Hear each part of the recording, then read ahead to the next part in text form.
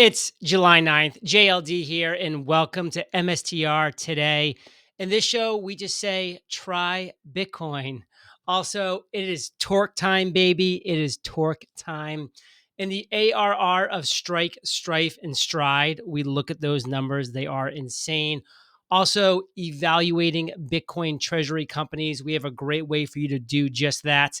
Nothing in this video is financial advice. Please do your own research. Please do comment below.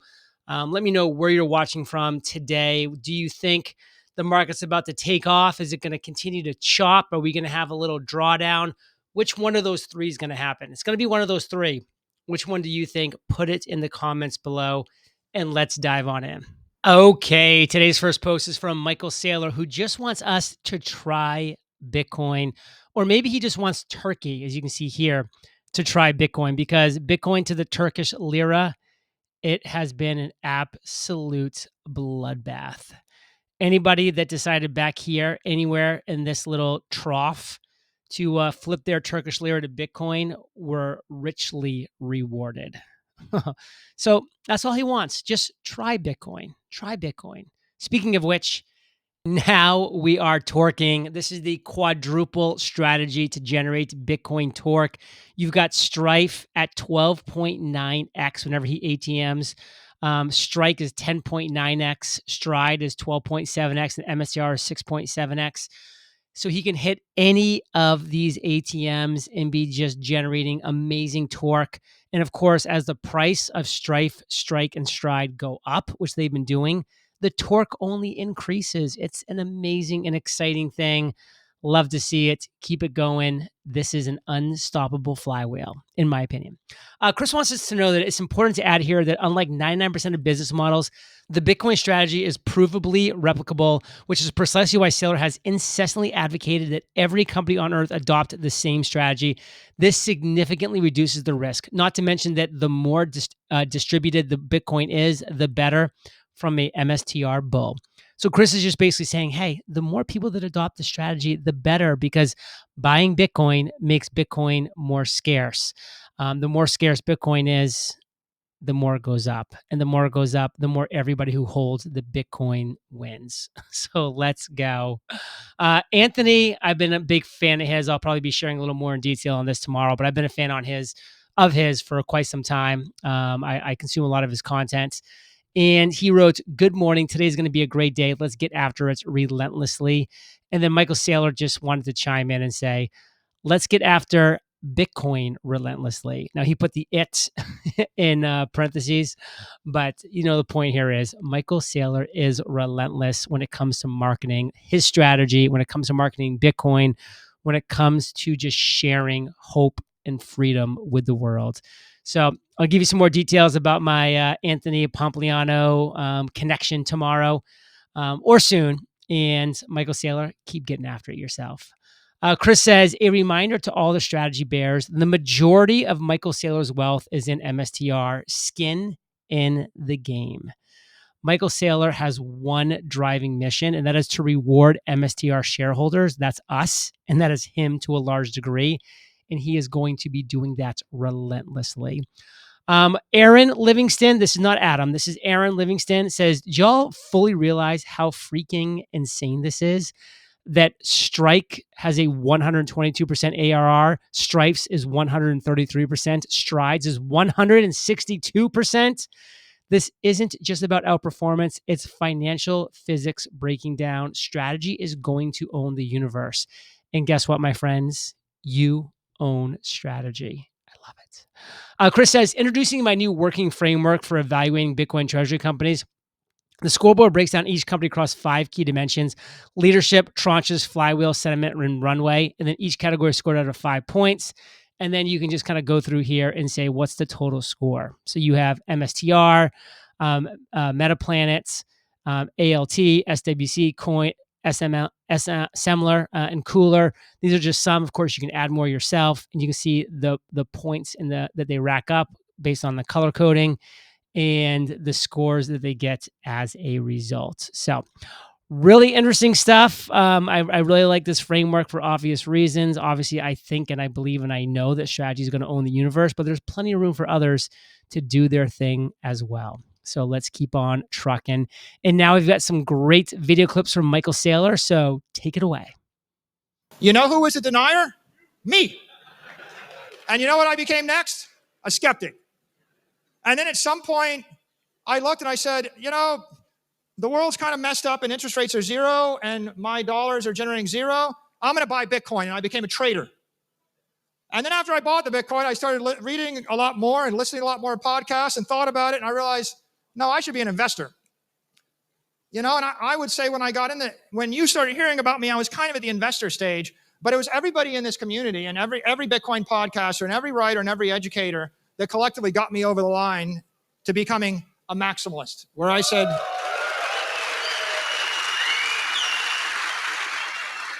when it comes to my assets, diversification is key. I don't want to be over leveraged in any one thing. I mean, yes, I own MSTR and it makes up a large part of my portfolio, but I also own Bitcoin and always will. And now, thanks to my new sponsor, BitIRA, you can own Bitcoin in a tax-sheltered retirement account. BitIRA has been around for almost 10 years. As one of the trailblazers in alternative IRAs for crypto, they have built the world's most secure digital IRA. Here's why you'll love them. End-to-end insurance, highly secure storage, multi-encryption, and registered with the US government. And it's fully IRS compliant. If you have a 401k from an old employer or an IRA gathering dust and you'd rather have that retirement account converted to an IRA in Bitcoin, BitIRA will help you convert it free of taxes or penalties.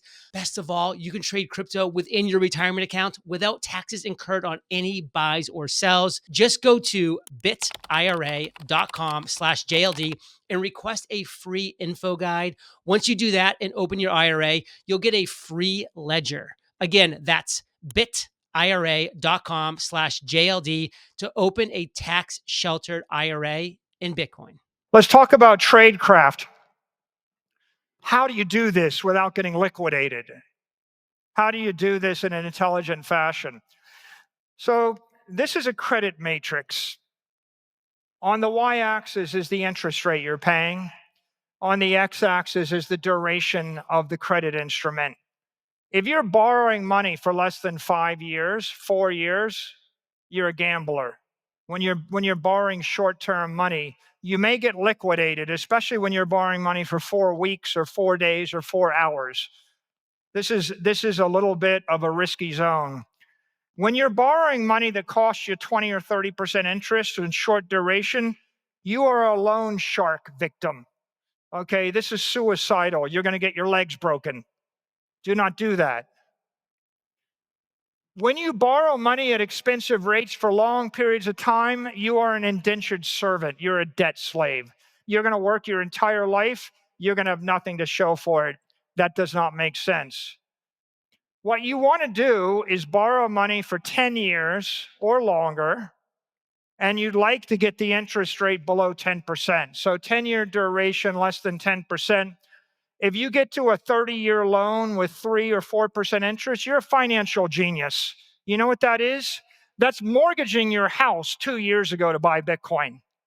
Right? That's the thing that all the non-coiners made fun of us for. But if you were smart enough to take a 30-year or 20-year mortgage at 3 or 4% and buy Bitcoin, you are a financial genius. Not complicated. You're swapping 3 or 4% cost of capital for a 29% return on the capital. What about equity? Okay, so you have a company. If you sell 90% of the company at 3 times NAV, you just cashed out. You made a lot of money, you're retired. You're going to sit in a rocking chair, you're rich. Congratulations. Right? That is your exit strategy. If you basically sold 50, 60% of your company at 3, 4, 5 times NAV, you're a racehorse. You're going to be racing. You'll have a jockey. That's good. You're in business with other people. If you manage to sell 20% at 7 times NAV, you're looking like a unicorn. People are going to write books about you. You're going to be the cover of magazines. And if you can actually sell less than 10% of your company at a 7, 8, 9 times NAV, you're Pegasus, okay? You're a superstar, a shooting star, right? They're going to write entire books and teach courses about you, right? So that red line is the no-go line. If you're selling equity below 1 times NAV, you're diluting your own shareholders, right? That's awful. And so you got to stay above that. Now, some common objections. You're going to hear these objections. You're going to hear more of them from all of your, wealthy financial advisors or wealthy friends that are no coiners. And they're going to say things like, hey, it's too late.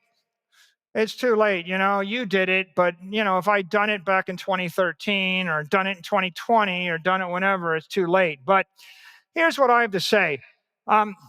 Henry Ford decided to harness fire 1,000,000 years after human beings discovered fire. It was not too late. It's not too late to use the wheel. It's not too late to master explosives. It's not too late.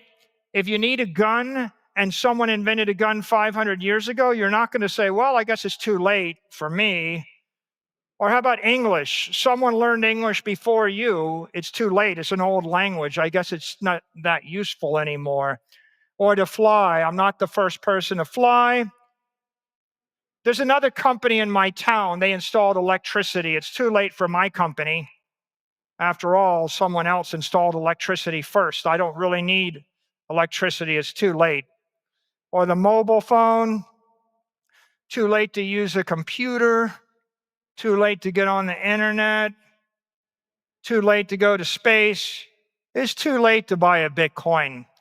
Here's what they're missing. And there you have it, another episode of MSTR today. And here is my receipt for my purchase yesterday. I did a 0.531 share purchase of MSTR. I filled it at $397. This is on my daily quest of buying $210 of MSTR every single trading day of 2025. I'm up around 20% right now. I'll give my entire portfolio reveal this coming Sunday with all the numbers. And just remember, there's going to be a lot of FUD out there. You've got the Jim Chanoses of the world. They think they've got this figured out. They're going to get their faces ripped off. Maybe not today, maybe not tomorrow, maybe not even this year. But over time, it's going to happen, in my opinion, because I believe it's inevitable.